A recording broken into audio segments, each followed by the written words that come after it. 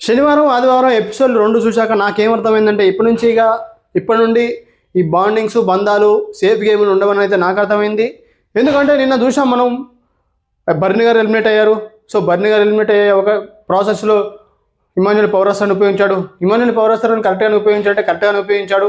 ఎందుకంటే ఇంతటితోటి మనకు గేమ్ ఇంకా సీరియస్ మోడ్లోకి వెళ్ళిపోయే అవకాశాలు ఉన్నాయి. ఎందుకంటే ఏదైతే ఇమాన్యుల్ పౌరస్తాన్ని అంటే తనుజ బాధపడుతుంది, దివ్య బాధపడుతుంది అన్నట్టుగా ఆ యాంగిల్లో ఆలోచించకుండా తను ఒక డెసిషన్ అయితే తీసుకున్నాడు. ఇప్పటి నుంచి బాండింగ్స్ ఉండవు, బంధాలు ఉండవు, ఎమోషన్స్ ఉండవు అని నాకు అనిపించింది. మీకేమనిపించింది కామెంట్ చేయండి. ఇంకొక యాంగిల్ చూస్తే బర్నీ గారికి ఇమాన్యుల్ చాలా క్లోజు రాము కంటే. సో ఇమాన్యుల్ ఎక్కడెక్కడో అనిపిస్తుంటే మనకు చూసిన వాళ్ళకి రాము కంటే బర్నీ గారికి క్లోజ్ కదా, మరి ఎందుకు అతనికి సేవ్ చేశారని అనిపిస్తుండొచ్చు. ఎందుకంటే అది అతని గేమ్ ప్లాన్ వల్ల అక్కడ ఒక దెబ్బకు 3 పిట్టలు ఉన్నట్టు వాళ్ళకి దూరం అయ్యే అవకాశాలు ఉన్నాయి.